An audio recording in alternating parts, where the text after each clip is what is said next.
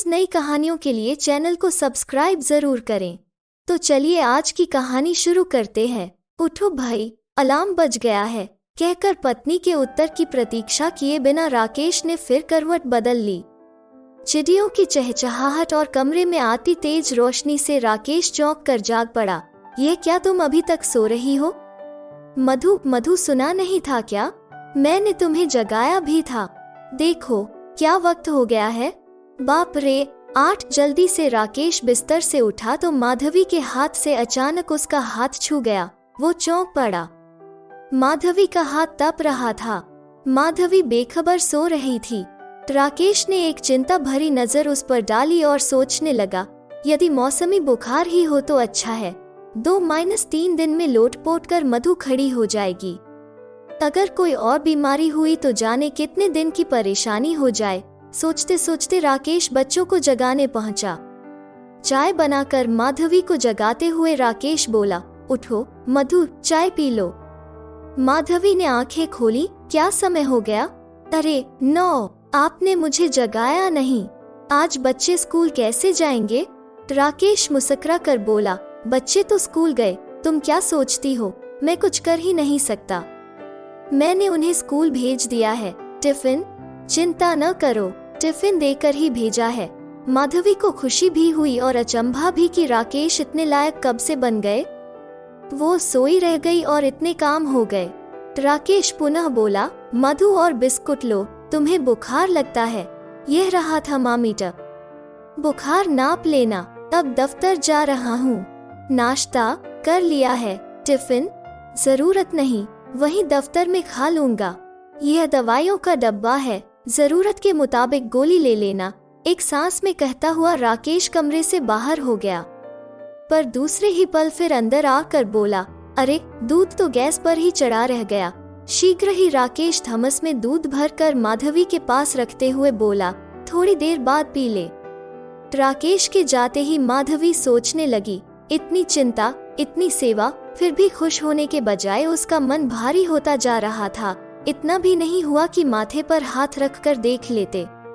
खुद बुखार नाप लेते तो लाट साहबी पर धब्बा लग जाता। कितने मजे से सब संभाल लिया। वही पागल है जो सोचती रहती है कि उसके बिना सबको तकलीफ होगी। दिन भर जुटी रहती है सबके आराम के लिए। देखो सब हो गया ना। उसके न उठने पर भी सब काम हो गया। वो सवेरे 6 से 9 बजे तक चिकरघेनी बनकर नाचती रहती है और सब उसे नचाते रहते हैं। आज तो सबको सब कुछ मिल गया ना। लगता है सब जानबूझकर उसे परेशान करते हैं। सोचते सोचते माधवी का सिर दुखने लगा। चाय के साथ एक गोली सटक कर वो फिर लेट गई। झपकी आई ही थी कि बिन्नों की आवाज से नींद खुल गई। बहू जी, आज दरवाजा कैसे खुला पड़ा है? अरे लेटी हो, तबीयत ठीक नहीं है क्या? माधवी की आंखें छलछला आईं। बिन्नो जरा देखना, स्नानघर में कपड़े पड़े होंगे, धो देना। गीले कपड़े मेरी छाती पर बोझ बढ़ाते हैं। सब यह जानते हैं पर कपड़े ऐसे ही फेंक गए होंगे। बिन्नो ने स्नानघर से ही आवाज लगाई, बहू जी स्नानघर एकदम साफ है, यहाँ तो एक भी कपड़ा नहीं। क्या एक भी कपड़ा नहीं? विस्मय से माधवी ने सोचा। उसकी मनोस्थिति ऐसी हो रही थी कि राकेश और बच्चों के हर कार्य से उसे अपने आप पर अत्याचार होता ही महसूस हो रहा था। बिन्नो ने काम खत्म करके उसका सिर और हाथ पैर दबा दिए। माधवी कृतज्ञता से भर गई। घर वालों से तो महरी ही अच्छी है, बेचारी कितनी सेवा करती है। अब की दिवाली पर इसे एक अच्छी सी साड़ी दूंगी। कुछ तो हाथ पैर दबाए जाने से और कुछ दवा के असर से दर्द कम हो गया था, इसलिए माधवी दोपहर तक सोती ही रही। अचानक ही आंखें खुली तो प्रिय सखी सुधा को देख माधवी आश्चर्य मिश्रित खुशी से भर गई। तू आज अचानक कैसे? सुधा ने हंस कर कहा। मन ने कहा और मैं आ गई। सुधा सुरीले स्वर में गुनगुनाने लगी, दिल को दिल से राह होती है। तू बीमार पड़ी है, अकेली है, कितने सही समय पर मैं आई हूँ। माधवी कुछ बोले बिना एकटक सुधा को देखती रही। फिर उसकी आंखें छलछला आईं।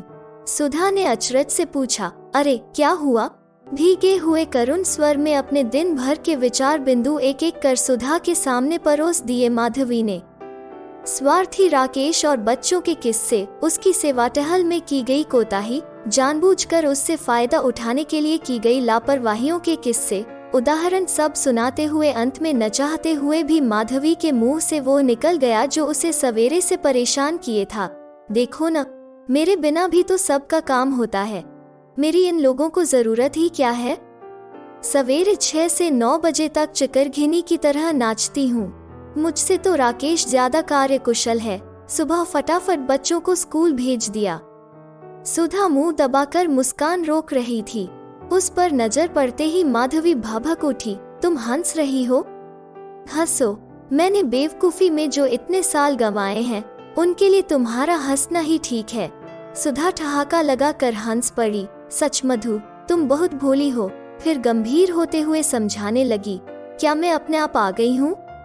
राकेश भैया ने ही मुझे फोन किया था कि आपकी मित्र बहुत बीमार है, कृपया दोपहर में उन्हें देख आइएगा। जरूरत पड़े तो डॉक्टर को दिखा दीजिए। अब यही बचा है। मेरी बीमारी का ढिंढोरा सारे शहर में पीटना था। खुद नहीं दिखा सकते थे डॉक्टर को? डॉक्टर की बात छोड़ो, माथा तक छूकर नहीं देखा। क्या पहले कभी मुझे छुआ नहीं?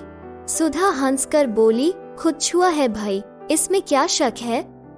पर मधु इतना गुस्सा केवल इसीलिए कि माथा छूकर बुखार नहीं देखा? तुम्हें डॉक्टर को दिखाने के लिए क्या वे बिना छुट्टी लिए घर बैठ जाते? तुम ही सोचो, जो काम तुम 3 घंटे में करती हो, बेचारे ने इतनी जल्दी कैसे किया होगा। यही तो बात है, मेरी उन्हें अब जरूरत ही नहीं। इतने कार्यकुशल, खाक कार्यकुशल। सुधा गुस्से से बोल पड़ी, तुम्हारे आराम के लिए खुद कितनी परेशानी उठाई उन्होंने। इसमें तुम्हें उनका प्यार नहीं दिखता? अच्छा हुआ मैं आ गई। डॉक्टर से ज्यादा तुम्हें मेरी जरूरत थी। ऐसा करो, आंखों से गुस्से की पट्टी उतार कर देखो चुपचाप। आंखें खुली, जबान बंद। सब पता लग जाएगा कि सच्चाई क्या है और उन लोगों को तुम्हारी कितनी जरूरत है। तुम्हारी चिंता कम करने के लिए ही वे सब तुम्हारी देखभाल कर रहे हैं।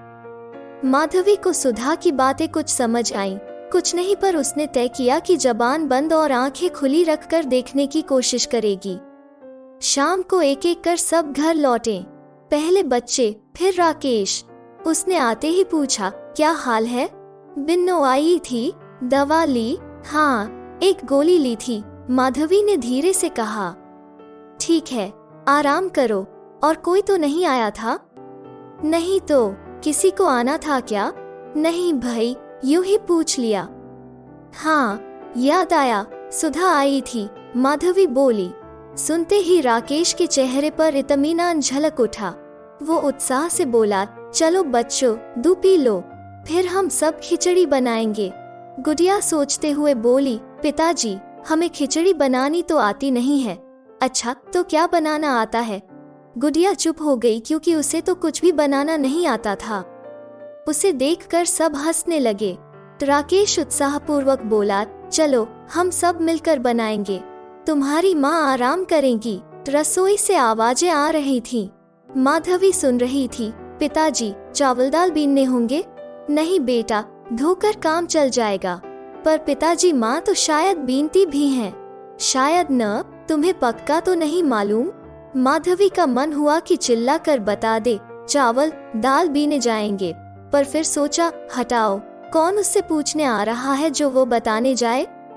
खिचड़ी बन कर आई। राकेश ने पहली प्लेट उसी को पेश की।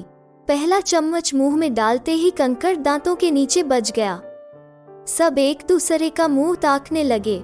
2-4 कौर के बाद राकेश ने खिसियाते हुए कहा, कंकड़ है खिचड़ी में। पप्पू बोला, पिताजी, कहा था न कि चावल दाल बीनने पड़ेंगे। चुप, पिताजी क्या रोज बनाते हैं? जैसा मालूम था बेचारों को वैसा बना दिया। गुड़िया पप्पू को घूरते हुए बोली, बेटा डबल रोटी खा लो। राकेश ने धीरे से कहा, पिताजी सवेरे से बस डबल रोटी ही तो खा रहे हैं, नाश्ते में, टिफिन में, दूध के साथ, अब फिर? पप्पू गुस्से से बोला। गुड़िया बिगड़ कर बोली, तू एकदम बुद्धू है क्या? माँ इतनी बीमार है, एक दिन डबल रोटी खाकर तू दुबला हो जाएगा।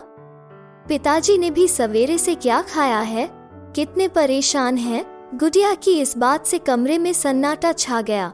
सब अपनी अपनी प्लेटों के सामने चुप बैठे थे। पप्पू अपनी प्लेट छोड़कर उठा और माँ की बगल में लेटता हुआ बोला, माँ आप कब ठीक होंगी? जल्दी ठीक हो जाइए, कुछ सही नहीं चल रहा है। गुड़िया माँ का सिर दबाते हुए बोली, अभी चाहे तो और आराम कर लीजिए, हम लोग काम चला लेंगे। राकेश ने माधवी का माथा छू कर कहा, अब लगता है बुखार कम है। माधवी आनंद की लहरों में डूबती उतर आती उनींदे स्वर में बोली, तुम सब जाकर होटल से खाना खा आओ। और तुम? राकेश के प्रश्न के जवाब में असीम तृप्ति से उसका हाथ अपने माथे पर दबाकर माधवी ने कहा, मैं अब सोऊंगी। तो दोस्तों, आपको ये कहानी कैसी लगी? प्लीज लाइक करें और रोज नई कहानियों के लिए चैनल को सब्सक्राइब जरूर करें। धन्यवाद।